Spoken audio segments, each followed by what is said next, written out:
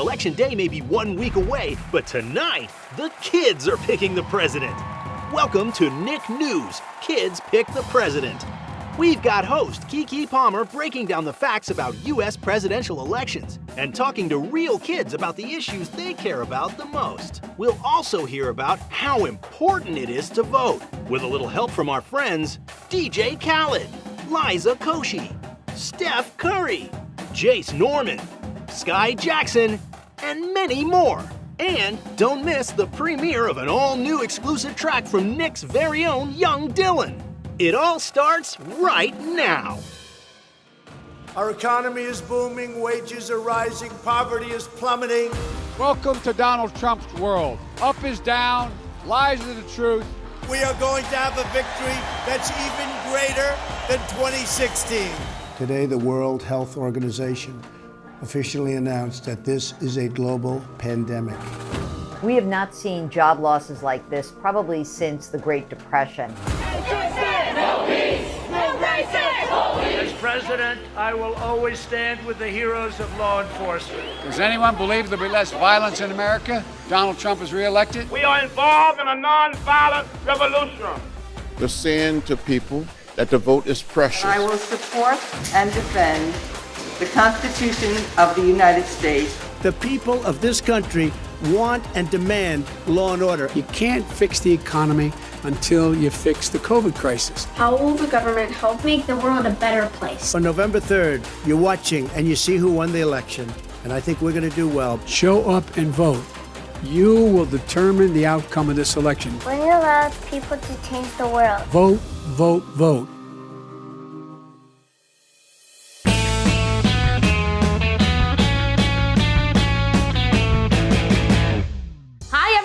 I'm Keke Palmer, and you're watching Nick News, Kids Pick the President. By now, you've probably noticed that a lot of the adults around you keep talking about one thing, the 2020 presidential election. But it can get pretty confusing. From the debates you see on TV to the conversations you overhear on the playground. Well, these days, it's more like a Zoom, but you get it. It's a lot for me too. So we decided to break it all down and create a space where you could have a voice. I know a lot of you might not be able to vote right now, but that doesn't mean your voice doesn't count. In the next hour, we're going to explore the issues that matter the most to you. You'll hear about the history of voting, the new normal in the era of COVID-19, racial equality, the environment, and more. And we'll tell you everything you need to know about the sometimes complicated voting process. And since we also asked kids to pick a president, you'll find out who the winner is. So, let's get into it. I love voting. It's honestly one of my top 5 favorite things to do. And the best part is, I can do it from my own home. Unfortunately, it hasn't always been this easy. I promise I'll tell you all about it. But first, what is voting anyway? Voting is a part of a system called democracy, where people voice their opinions and it shapes the outcome of a decision. It's basically a fancy, official way to express yourself, to tell people what you want. And when a group of people vote between 2 or more different options, the option with the most votes wins. Sometimes you get who you voted for, sometimes you don't. Now, you can vote for something as simple as choosing between having Krabby Patties or spaghetti tacos for dinner, or for something a little bigger, like who could be class president, or who should receive the Kids' Choice Award for favorite female singer, actress, television host. Pretty cool, right? Well, nothing is cooler or more powerful than voting in a U.S. election, because that's when we get to decide who our leaders will be. And no, I'm not talking about your parents. Oh, and something else. During elections, we also get to vote on some of the actual rules themselves. Seriously, they have fancy names like propositions or ballot measures. There are different types of U.S. elections, but the biggest one, and the one we're here to talk about today, happens every 4 years. That's the general presidential election, where Americans get to choose the next president and vice president. Well, sort of. Us, plus a special group of people called the Electoral College, get to pick the president. But that's a whole different topic that we'll get into later.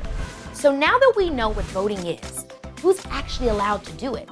All U.S. citizens 18 years or older who are registered to vote.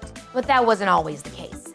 For a really long time, many groups were excluded from voting, right here in the United States. Back in 1789, when the U.S. was still in its early days, the Founding Fathers wrote a fancy, super important document called the Constitution.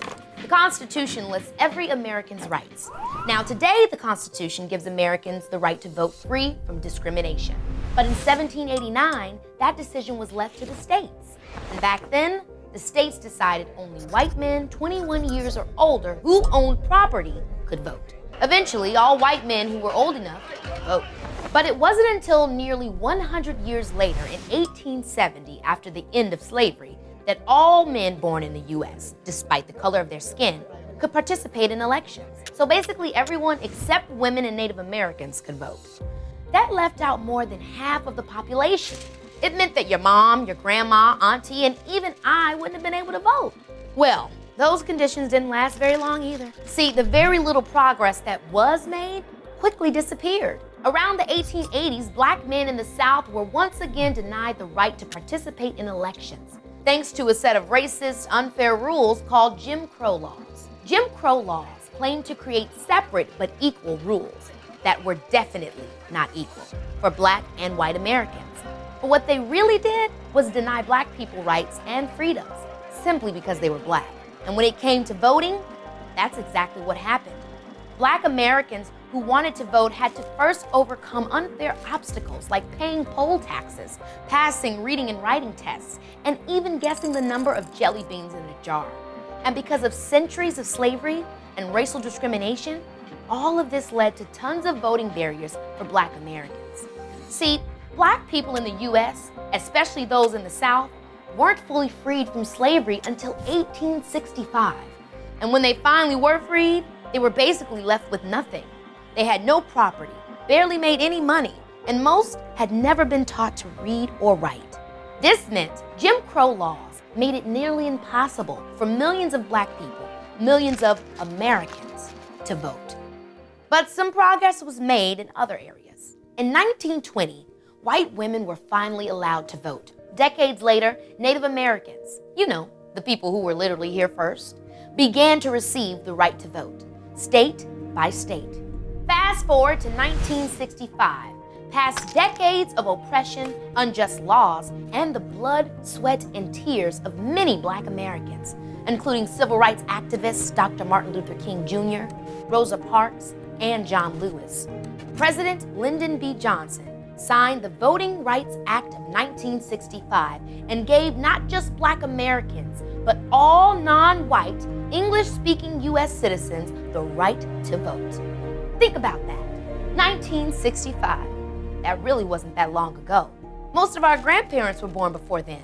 Most forms of voter suppression have become illegal, but there are still some laws that continue to make voting difficult for Americans who are black, brown, and lower income. Like in 2013, when portions of the Voting Rights Act were struck down and made it harder for some people to participate in elections. They did things like cut down on the number of places people could go to vote, or required voters to show ID cards at the polls. These changes have since been sent back to Congress to repass, but nothing's happened yet. Now you might be thinking, but I'm not even old enough to vote yet. How does any of this affect me? Well, do you go to school? Parks? The public library? All of those places are controlled by the government, by the people who adults vote for in elections. Which means that even though you can't vote yet, the things being voted on still have a direct impact on your life. So don't wait until you're 18 to get involved. Get out there now. Inform yourself, express your opinions, and let your voice be heard. Bless up, this is DJ Khaled, and I want to send my love to the young world out there. Vote. DJ Khaled and the Khaled family want the whole world to vote. Young world, let's go. You guys have to vote. If you are watching this, go vote. If you are not old enough to vote just yet, make sure your parents go vote. And when they say, of course we are, we love choosing our future, then you say, okay, how do I do that when it's my time to vote? Every vote counts, so get out there and make your voice heard.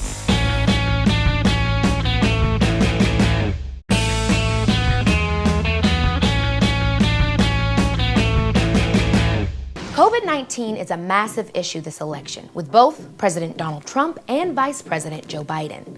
It was a big part of the first presidential debate, and many parents quickly realized they had a lot of explaining to do to their kids. Here's the deal. Sanders. Everything he's saying so far is simply a lie. Joe, you're the liar. I graduated last in your class. Folks, do you have any idea what this clown's doing? Will you shut up, man? It's hard to get any word in with this clown. You're the worst president America has ever had. Are you guys excited? Yes. I said, are you guys excited? Yes. Emma, how would you describe how each candidate acted during the debate? They acted like children, like literal children that were doing a class debate, but it's really just bickering over each other and not letting each other speak.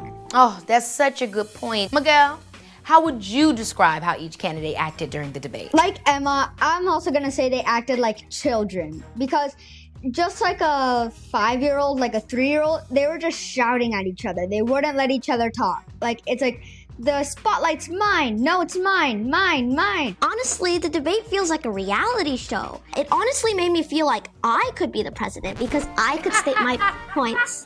Yeah, because you can be the president, though. You can be the president. Yeah, because I could state my points more clearly and more maturely than the presidential candidates did.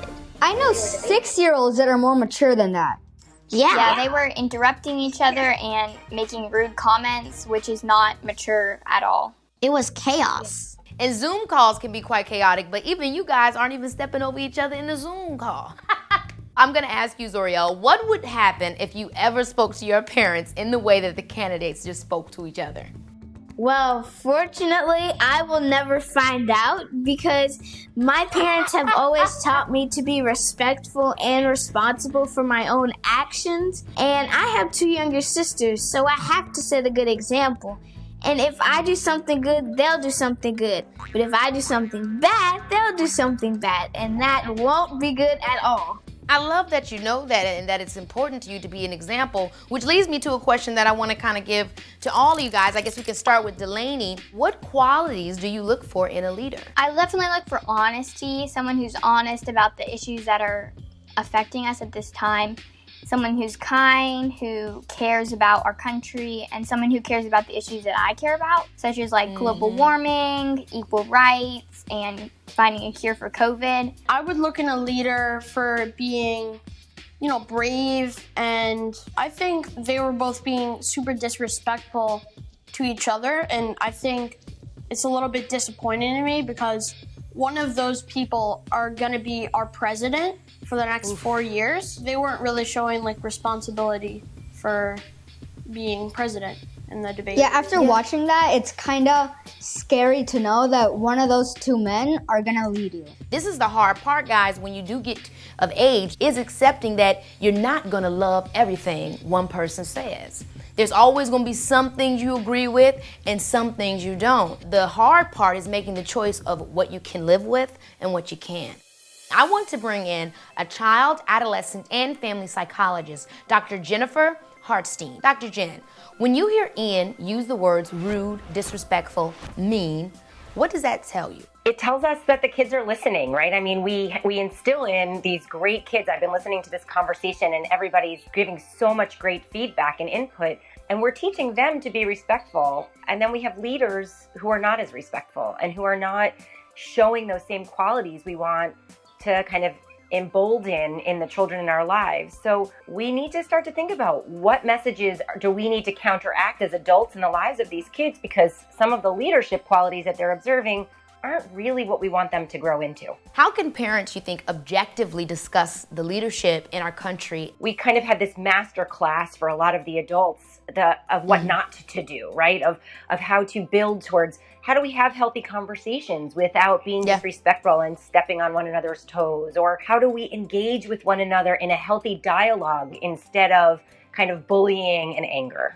So our goal is to create a safe space to hear from some kids to find out what's been on their minds and how they're dealing with the new normal. What word would you use to describe the new normal of virtual learning, wearing masks, social distancing, just the world today? So I'm gonna go around the room. I'm gonna ask Emma first. So I think a word to describe everything that's going on right now is disconnected, because everything like social distancing and wearing a mask and having to use technology instead of actually meeting up with people feels very disconnected because you're not able to do things the way that we were doing before. Thank you so much, Emma. I totally agree with you. I feel the same kind of way. It's been very hard trying to be safe, but not being able to see the people I love. It definitely is disconnecting. What about you, Ian? Well, my word would probably be abnormal because I'm always used to seeing my friends' faces. And also, I'm moving into middle school, so it's kind of weird seeing new people and not being able to see their whole face. It's crazy. What about you, Miguel? My word is necessary because in this new normal, the only way to stay from getting sick is to wear a face mask, stay distance learning if anyone in your family has special things. So yeah, my word's necessary. I love that. It's totally a different perspective. Kind of made me feel a little bit positive when you put it like that, because it's like, yeah, it's a new normal and it's uncomfortable, but guess what? It's necessary, so I'm gonna get through it. I love that attitude. And you, Zoriel? My word would have to be hullabaloo because we're all in a confusion, you know, like you said, it is a new normal, so we're not all the same. Now say that word again. Hullabaloo. Hullabaloo. Woo, yeah, it's definitely hullabaloo, Zoriel. How would you explain the new normal, Rory? I think I would use the word unique because 2020 is a very unique and different year, and I think that I and many other people will probably never forget it. Yes, I love it, I love it. And where's Delaney? I would probably say my word would be weird because it's definitely weird not being able to be close to people and having to wear masks whenever you go out. You said it, girl. Well, I want to thank so much Dr. Jen Hartstein for being here. Emma, Ian, Zoriel, Miguel, Delaney, and Rory. I appreciate you guys. You are the future. You may think the presidential election is decided by who receives the most votes, but ultimately, it's decided by the Electoral College. What is the Electoral College? The Electoral College is a group of people made up of voters, known as electors, that represent each state.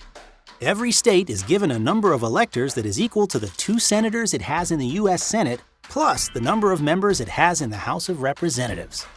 Because the number of representatives it has is determined by a special population-based formula, states with larger populations means more electoral votes.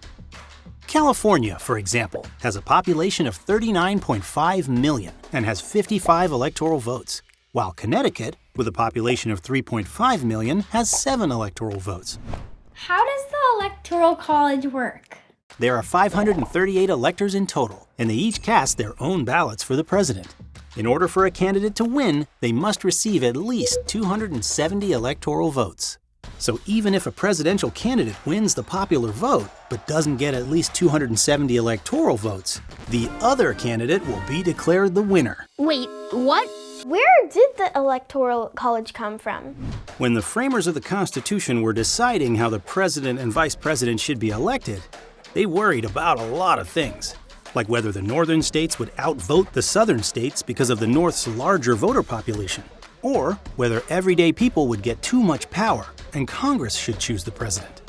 So to help address these concerns, the framers decided to create a system where each state would receive a specific number of electors who would pick the winner. But the southern and northern states couldn't agree on how many electors each state should have, mainly because, at the time, 40% of the population in the South were enslaved black people who couldn't vote. So after a long back and forth, for this and other reasons, the Constitution writers decided to make a key compromise, where even though enslaved people were not allowed to vote, they would be counted individually as 3/5 of a person. Eventually, the 3/5 clause was repealed, but the Electoral College is still used in U.S. presidential elections today. You might not be old enough to vote, and if you're not, you got a mama, you got a daddy, you got an uncle, you got a cousin. Tell them to vote. Punch in things that you may be concerned about and read. And then ask your parents, hey, are you going to vote? To have our voice heard, we must vote. In order to do that, you have to encourage your parents, your family. Go out and vote. Stay educated, stay informed, and big year, let's go.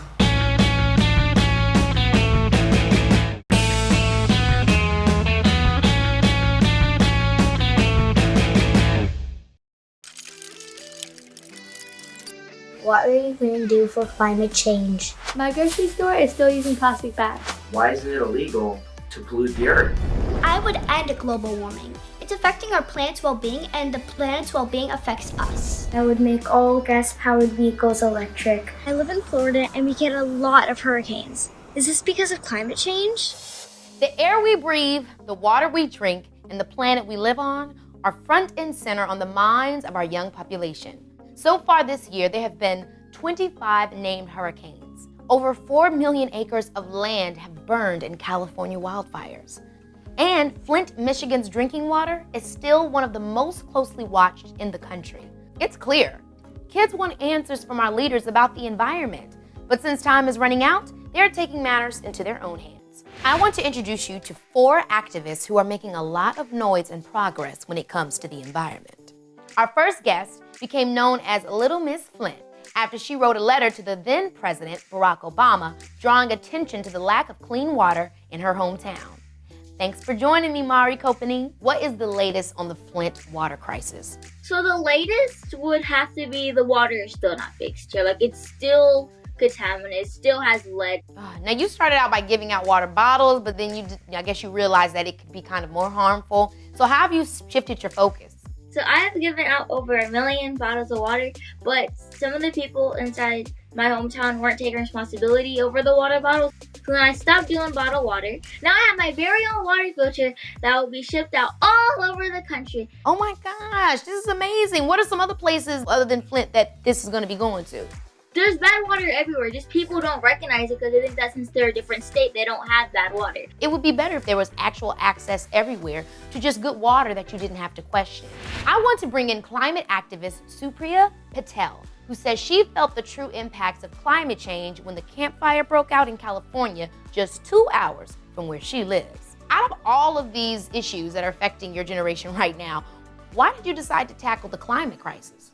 I decided to tackle the climate crisis because it's impacting me here at home in California, and because as a young person, the climate crisis represents one of the greatest existential threats to my entire generation. Supriya, you were able to get your local municipality to declare a climate emergency and work towards carbon neutrality by 2030. I mean, that's first of all incredible. And secondly, what was it like to see your hard work pay off in that way?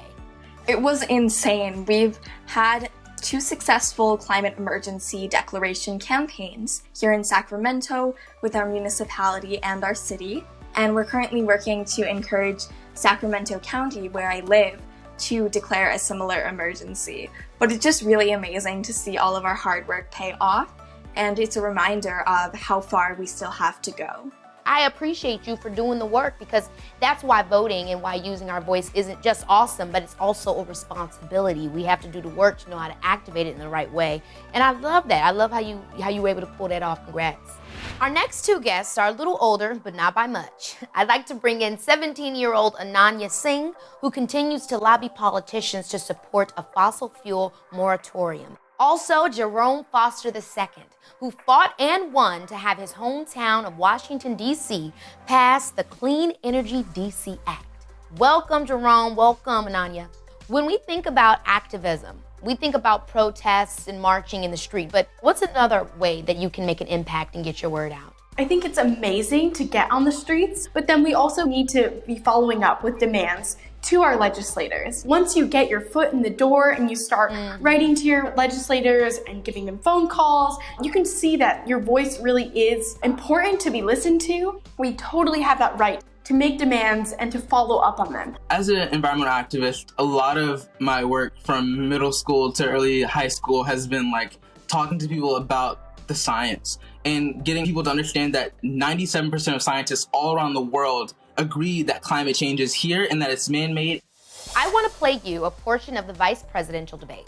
Vice President Pence was asked if man-made climate change made wildfires bigger and hotter and hurricanes more deadly. Let's listen to his answer. With regard to wildfires, President Trump and I believe that forest management has to be front and center, and even Governor Gavin Newsom from your state has agreed we've got to work on forest management. And with regard to hurricanes, The National Oceanic Administration tells us that actually as difficult as they are. Thank you, Vice President. There are no more hurricanes today than there were 100 years ago. Now, Jerome, if you were speaking to young people at a climate change rally, what would you tell them about the Vice President's statement? That is a complete lie, honestly, because people's lives are being uprooted by wildfires, and we are seeing a lot more hurricanes than before. When we look at American politics, it's about trying to preserve a narrative of normalcy and not really tackle and make bold solutions to protect our future. I completely agree, and those are the kinds of things we need to be talking about internationally, not arguing back and forth about what's real and what's not. It's a blatant disregard for the science. And the amount of lives that are lost every year just keeps getting worse and worse and worse. We can't have leaders like that who are just discounting millions of lives.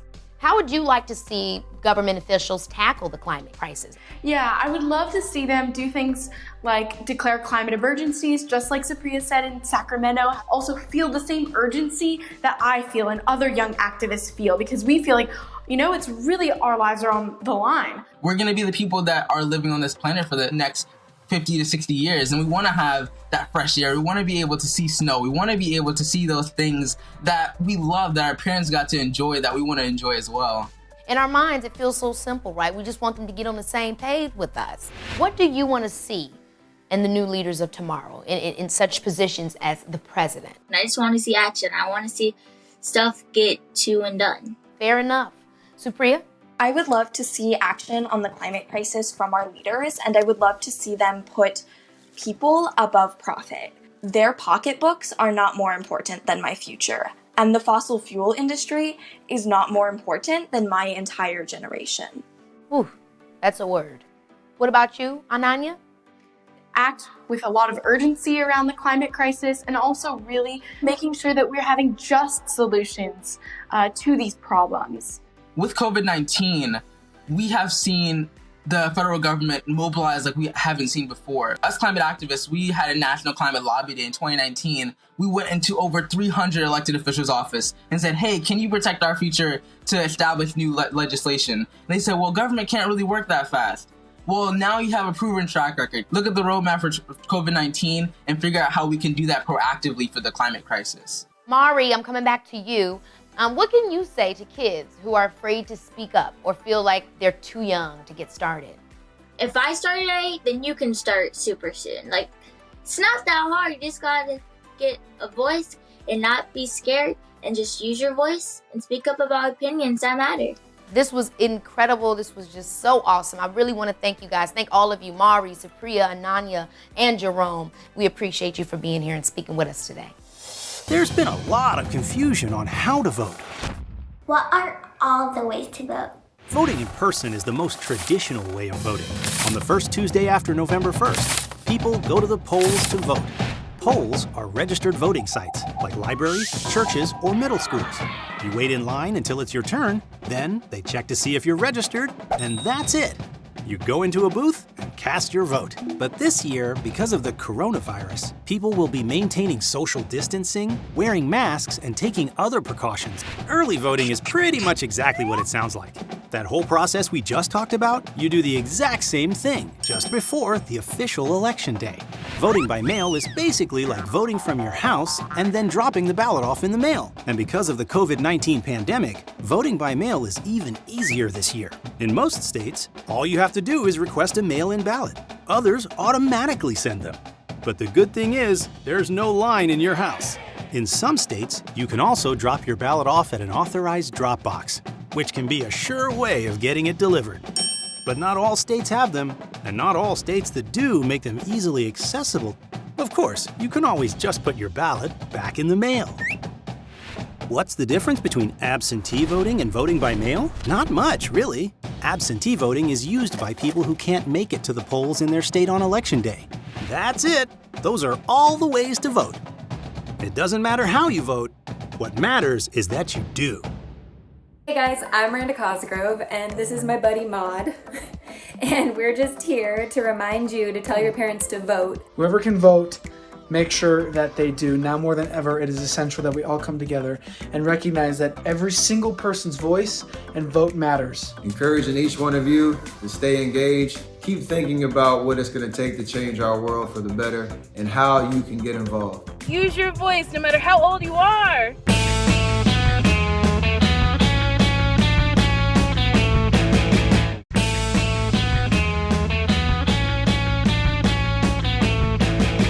In the midst of a health pandemic, another important issue affecting so many in this country came to the surface: racial equality. Following the killings of unarmed Black people, scores of folks took to the streets saying enough is enough. The impact of the coronavirus was also felt along racial lines as a result of legacies of inequality. A lot of you had questions for the candidates about what their plans are about racial equality. How will you respond to the Black Lives Matter movement and help solve racism towards African Americans and other races? What are you going to do for your presidency to help us Black people, since we've been suffering a little bit since 2020 began? How are you going to have everyone get treated equally? How would you tackle the issue of police brutality and racism in America if you were re-elected and got your second term? We'd like to introduce you to a group of young activists who believe that learning about this country's past can inform our choices for the future. Now, Nolan, wow, you're just 8 years old and you organized your own BLM protest? Me and my family went to a Black Lives Matter march, and I spoke into a microphone and I said, "Stop hurting Black people." And I wanted to have my own march because I wanted to hear other kids share their feelings. Do you remember how many people attended? Well, I thought there was going to be 15 or 10, but there was more than 700 people. Oh my gosh. And Kristen, Mom, you're here. You helped Nolan organize the march. You know, why was it important for you? Well, as a white mom to a biracial child, I know that his reality moving forward in this world is going to be very different from the one that myself and my husband experienced as youth. And so we know that we need to prepare them for what's to come. Something that he says too is that when adults see kids doing it, then hopefully they realize that they can make a change too. How did you jump into that conversation of even explaining something like that? You know, it started with a lot of reading and learning and talking to a lot of people of color and trusting their lived experiences, because I don't have those experiences. And so I knew that I needed to listen first and foremost, and then take what they told to me and what I read and give it to my son and my daughter as well. How did you feel, Nolan, when your mom kind of started speaking to you about, you know, race or color or how people may feel about something like that? Even though that we're skin is different color, we should be treated the same. I feel the same way, Nolan, and it's clear that's what you feel at home, and I just love that. You know, it's important, and we're glad that you have a mom and dad like you have, so more Nolans and people with your mind out there in this world. When you think about the president, what kind of personality do you want him to have? I want a different president that supports Black Lives Matter. 17-year-old Zoe lives in Kentucky and started her organization, DICE, a month before the COVID pandemic put us all in lockdown. Zoe put together a school curriculum on diversity, equality, and anti-racism. And even during this time of social distancing, her message has taken off. Welcome, Zoe. What does DICE stand for, and what prompted you to start it? In the time that I've lived in Kentucky, I have been in gifted education. As anybody who knows anything about gifted education, you'll know that there are not a lot of Black children in a lot of gifted programs. Issue got exacerbated in high school when the program continued, and there were, some students who were using the N-word just, kind of recreationally, and I, found myself just incredibly frustrated. Right before quarantine, I started Googling because I was like, surely there is some kind of diversity, equity, and inclusion training for young people, and I couldn't find one, so I partnered with some people at the University of Kentucky and at Civics Unplugged. We created DICE, D-I-C-C-E, which stands for Diversity, Inclusion, Cultural Competency, and Equity. And our goal is just to make that kind of programming accessible to young people and something that young people can bring into their own communities and give you all the training that you need to bring that into your spaces. Okay, I have to talk to our next young activist, Ryan. Ryan, you are 18, and this will be your first time voting for POTUS. How excited are you? It's always been a dream of mine to be able to step into, a voting space and, punch in my ballot for who I want to see represent me as a young Black person. I can't help but think about my ancestors who were, shot with hoses and set dogs upon them just to fight for their ability to exercise a right that not many in the entire world get to exercise. So I really carry, their work on my back, and I will use every power given to me to be able to vote. Now in June, you organized a large protest in Missouri that made headlines. What motivated you to organize the protest? I live in a predominantly white suburb, and what I kind of noticed was a lot of the, stereotypes and stipulations that came with protesting, especially in white suburbs, where kind of, they thought we were just going to riot and loot. 94% of protests are peaceful, and that these peaceful protests are here to bring awareness and to bring about racial equity for Black lives to matter. All right, now I want to talk to Noor. Noor, you are doing impressive work in my home state of Illinois as well. Noor, you started a local BLM chapter in your hometown. Why was it important for you to do that? To me, it was a way to get my community to A, wake up, and B, get involved. What was the response in the community? It was an overwhelming amount of support or kind of lack of consideration. So it was two very different ends of the spectrum. I think I've learned, it's not necessarily any singular person's job to educate people and to change their perspectives. It takes a community to do that. Awesome. Well, thank you guys so much. Thanks to all of you for your work and impacting change. Even for those not able to vote, there are so many ways to be active and engaged around racial equality and more. Coming up, we told you this was all about what matters to you. Don't go anywhere. Election Day has always been the first Tuesday after November 1st. But have you ever wondered why? Why do people vote on Tuesdays? Congress first made it a federal law in 1845. Before then, states were allowed to hold their elections any day in November or early December. But that created an unfair system where states voting later in the month could be influenced by states that voted earlier. The country needed to find one day where all voters could cast their ballots at the same time. Okay, but why Tuesday? Tuesday turned out to be the easiest day for farm workers to vote. And they were the majority of voters at the time. A lot of voters lived far from their polling locations and needed at least a day to travel. Mondays didn't work because many people went to church on Sundays. And Wednesdays or Thursdays weren't great either, because that's when many farmers sold their goods at local markets. Tuesday, it seemed, could work for everyone. But today, some even want Election Day to be a national holiday so they don't have to go to work and can instead go vote. We want to make sure you all use your voice. That's right. Tell your parents to vote. I really think that there's so much hope for us, and I think we can really determine the future and make our voices heard. I really want you guys to go out to those polls, vote early, do what you have to do, spread the word, and let's change the future together. Vote, vote, vote. Love y'all.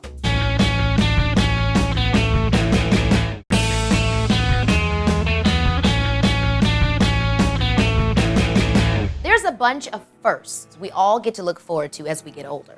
Like your first day of school, or your first roller coaster ride, or even the first time you drive a car. But there's one other first that sticks out in my mind, and that's my first time voting. Right now, young people across the country have cast or will cast their ballot for the first time. That's exactly what we did in 2008, when the youth showed up and showed out to elect the country's first Black president, Barack Obama. Thank you. God bless you. Not only is that exciting, but it's super important, because us young people have the power to change this country. We spoke to first-time voters all across the country and asked them why they're voting and how they're doing it. Hey guys, Jace here, and this year I'll be voting for the first time ever.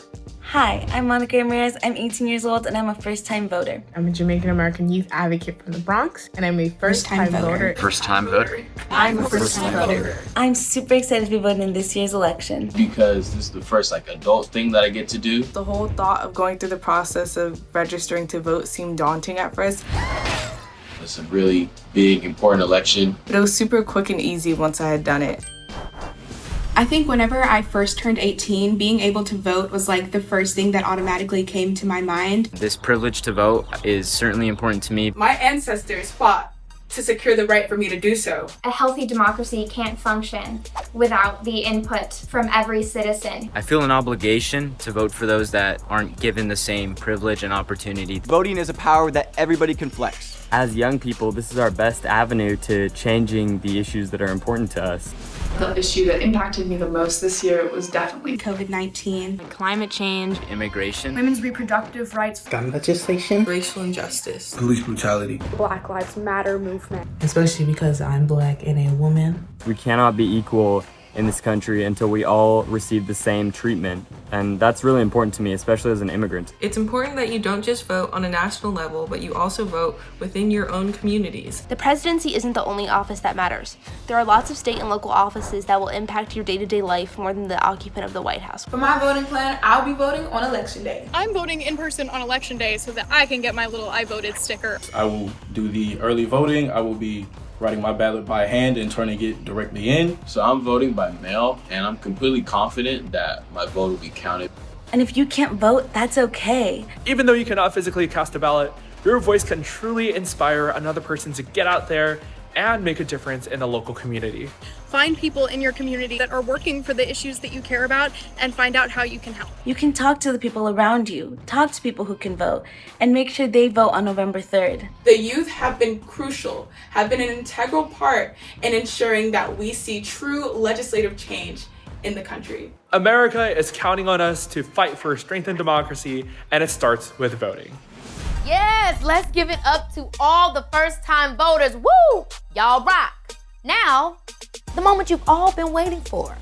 We asked, you picked. It's time to reveal your choice for the next president and vice president of the United States. Can I get a drum roll, please? And the winner is... Before we reveal the results, we need to let you in on some news. We know you depend on Nick for fairness and honesty, so we wanted to be honest with you. As we conducted our vote, our tech wizards at Nick discovered some cheating and were able to eliminate the unfair votes from our count. After lots of vetting, we feel super confident in our results. Take it away, Keke. And the winner is Joe Biden and Kamala Harris. There you have it. The kids, the future, have spoken. That's our show, you guys. And I gotta say, hosting this special is for sure going in my top 5. I had fun and I learned a lot, but it doesn't need to end here. If you're interested in learning more about our political process and how you can make a difference and maybe even become the next president, visit kidspickthepresident.com. And thank you guys so much for watching. I'm Keke Palmer. And before we go, I want to leave you with a Poppin' Nick exclusive track by our own Young Dylan. Here's Vote, Vote, Vote.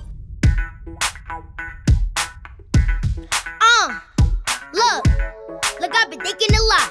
Thinking about this country, who we are, who we not. All this fighting going on, wonder when will it stop. If my voice was heard, what do I really want? All this talk, Democrat, Republican, it's us, the U.S., it's our government. We get the chance to raise our hands, cause the bottom we fall, and united we stand. So, we got a voice, A, we got a choice, A. Let's get together and make some noise and vote, vote, vote. You know we gotta vote, vote, vote. We got a voice, A, we got a choice, A. Let's get together and make some noise and vote, vote, vote. You know we gotta vote, vote, vote. Look, your mom votes and your dad votes. I know some politicians sad, wish they had votes. I can vote now if I was 18, trying to be patient, but I'm done waiting. I wanna let them know. I wanna put a ballot in the box and cast my vote. I wanna tell them all. Let my voice ring loud so they can hear me in the White House now. Did you know at 35, I can be president of the United States? Oh, you think you're gonna be president? Ha! You could be my vice. We got a voice, A, we got a choice, A. Let's get together and make some noise and vote, vote, vote.